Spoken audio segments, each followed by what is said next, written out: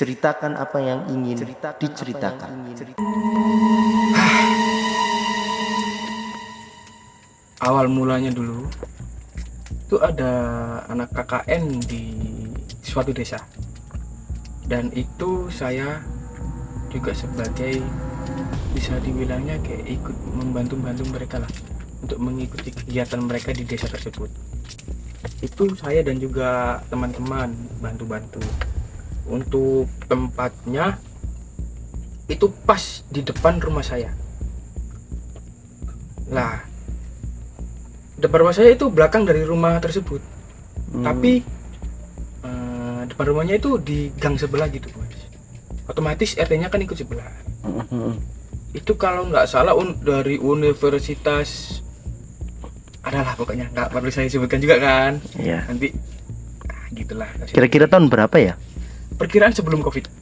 Sebelum Covid berarti tahun 2018, 18 mau ke 19-an lah. Oh ya. Antara segitu. Oke. Boleh sambil ngerokok nggak sih? Boleh.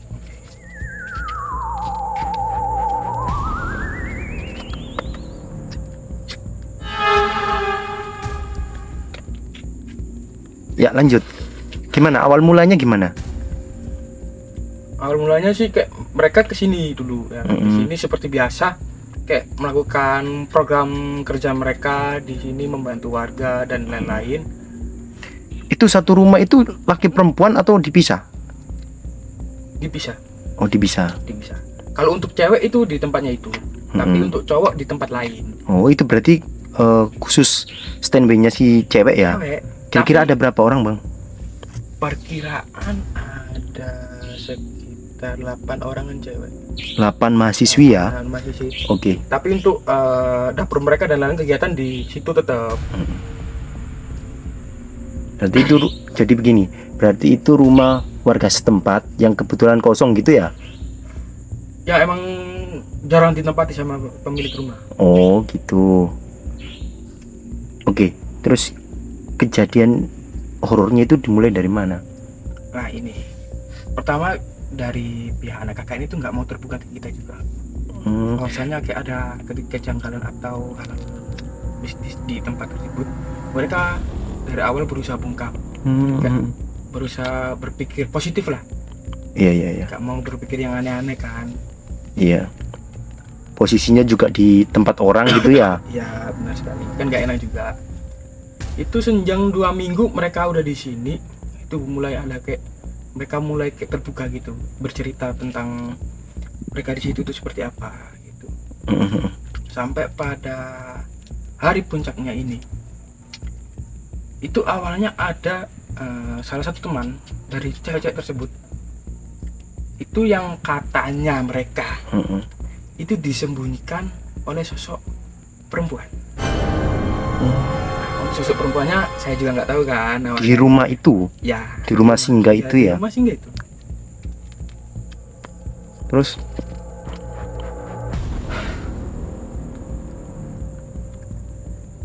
Dan pada akhirnya kayak berusaha kayak mereka itu inilah kayak mencari keberadaan salah satu mahasiswi itu Yang hilang gitu ya? itu, tapi nggak lapor ke pihak RT atau teman-teman juga. Awal mulanya. Iya, Akhirnya dari satu mahasiswa juga itu juga ada yang ya bisa dikatakan dia mengerti tentang hal-hal seperti ini atau hal magis. Itu dia berdoa dan lain-lain. Akhirnya alhamdulillah ketemu. Tapi di balik bilik kamar gitu. Dalam suatu ruangan kamar gitu ya? Habis kejadian itu, jam beberapa hari ada lagi tuh. Biasa kan namanya juga mahasiswa kan, kayak mahasiswi ya? Mahasiswa-mahasiswi kayak mau buat story Instagram atau WhatsApp. Iya. Kayak dia itu ngerekam. Habis itu udah dilihat kok ada orang itu di lemari, padahal cuma dia aja di situ. Oh, sebentar. Jadi dia itu ngerekam di lemari, maksudnya kaca lemari gitu ya? Kaca lemari. Masnya mungkin tahu ini, kayak orang Jawa dulu punya lemari yang kacanya gede. Oh iya. Entah itu bulat, cekung atau kotak ya kan. Lemari jati. Gitu ya. Jadi nampak langsung di balik kaca itu ya. Nampak dari kaca. Itu ada rekamannya nggak Mas? Ada sih sebenarnya, ada rekamannya. Ada rekamannya ya. Ada rekamannya. Tapi entah sekarang udah kemana, mungkin udah kehapus file-filenya mungkin. Tapi kejadiannya tahun 2019-an ya. 19, Sebelum 18 pandemi. atau 19-an. Sebelum pandemi ya. Sebelum pandemi. Itu waktu kejadian itu gimana tuh respon teman-teman yang lain? Dari pihak anak KKN itu langsung bilang ke Pak RT tersebut. Kan juga Pak RT-nya kan berdekatan dari lokasi. Oh iya iya Cuma iya. berbeda satu blok rumah lah Mm-mm. dari tempat kejadian. Mm-mm. Habis maghrib atau enggak isya gitu. Saya dikaling sama Pak RT juga, sama anak-anak, disuruh ke rumahnya. Oh iya. Bentar-bentar, berarti kejadiannya itu malam hari, sore hari atau siang hari? Perkiraan saya kayak waktu lihat video itu sepertinya kayak sore hari tuh Mas. Oh sore hari. Menjelang petang lah. Oh surup ya kalau orang Jawa bilangnya. Surup. Oke. Terus habis maghrib mereka membuat laporan Buat laporan itu ke Pak RT. RT. Oke. Karena mereka juga merasa takut toh, kok makin lama kok makin kayak gini gitu Oke. ya kan. Terus respon RT-nya gimana? Dari Pak RT ini ngakaling anak-anak yang ikut bantu-bantu KKN itu. Kayak anaknya Pak RT kan juga kemarin bantu. Teman saya dan beberapa anak akhirnya disuruh ke sana. Aku minta kayak file videonya, aku suruh kirim ke via WhatsApp juga ke anak-anak. Kita apply lah mulai dari itu. Kita cari keganjalannya di mana sih, katanya ada ini. Akhirnya pas momentum itu udah di kaca, ya emang bener.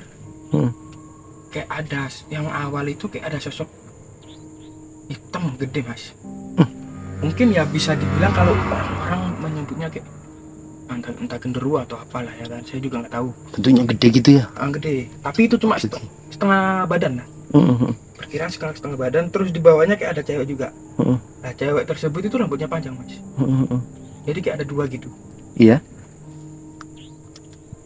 Pas udah apa namanya, udah ketemu kita screenshot kan. Kita screenshot, akhirnya lapor lah ke pihak desa juga. Oh sampai terdengar sama pihak desa ya? Ya kan kita bicara ke Pak Lurahnya langsung. Oh gitu. Pak Ina ada gini. Nah, habis itu ya kayak bikin selamatan buat biasa-biasa lah Mas, kayak biasanya kayak ngeruat rumah tersebut. Di rumah itu kayak bersama anak kakaknya ya, juga. biar anak-anaknya nggak sawan juga kan, kasihan juga toh. Oke, balik lagi ke waktu penampakan itu bisa dibilang penampakan ya Mas, karena ada bukti video dan lain sebagainya. Nah itu sosok yang terlihat itu kayak gimana ya Mas? Selain tinggi besar, terus ada perempuan itu kan, tadi Masnya sebelum acara tag ini kan bilang kalau sosoknya itu kayak kaki doang gitu ya, kelihatan kaki doang gitu ya. Bener. Itu kayak ada jalan kaki aja. Kayak Tapi berjalan gitu. tinggi besar gitu ya? Ya, besar banget berarti ya? Juga kan iya. Banyak orang juga yang tahu juga kan rumah itu seperti apa. Oh iya. Orang-orang sini juga banyak yang ngerti. Berarti sebelumnya rumah itu tergolong angker ya di tempat itu. Seperti itu. Kemudian setelah diruat, terus nggak ada terjadi apa-apa? Alhamdulillahnya sih mulai perlahan berkurang. Tapi gini Mas, saya kayak keinget ada satu kayak mahasiswanya itu pernah bilang dia lagi di dapur kayak malah sendiri, itu kayak ada jalan kaki menuju ke lantai 2. Kebetulan rumahnya itu ada 2 lantai. Oh iya Kayak ada bunyi lantai naik ke atas, tapi pas ditengok itu nggak ada. Wah, padahal teman-temannya itu lagi bikin proker di depan semua gitu loh. Teman-temannya di depan, dia ke belakang karena mendengar suara apa, kaki melangkah gitu ya? Enggak, dia tuh kayak lagi masak apa atau apa gitu, entah bikin di minum. depan. Di belakang ya? Di belakang, di dapur. Padahal nggak ada orang. Nggak ada orang sama sekali. Wah. Terus ada lagi nggak? Ya mulai lambat hari kayak mereka mungkin ya udah terbiasa lah juga kan Mas, dengan peristiwa-peristiwa itu. Dengan kejadian-kejadian di rumah itu ya? Akhirnya mereka kayak bersikap udahlah bodo amat ya kan.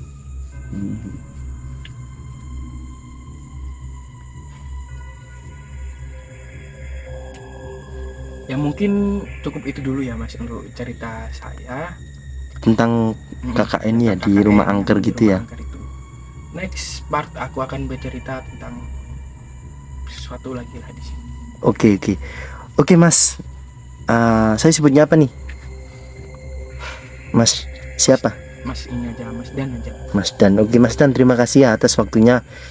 Lain kali, lain waktu kalau bisa bertemu kita ngobrol lagi lah soal yang gaib-gaib. Oke. Biar penonton Piatena bisa terhibur. Ambil sisi positifnya, buang sisi negatifnya. Seperti yang dulu-dulu, Sobat Piatena, ceritakan apa yang ingin diceritakan.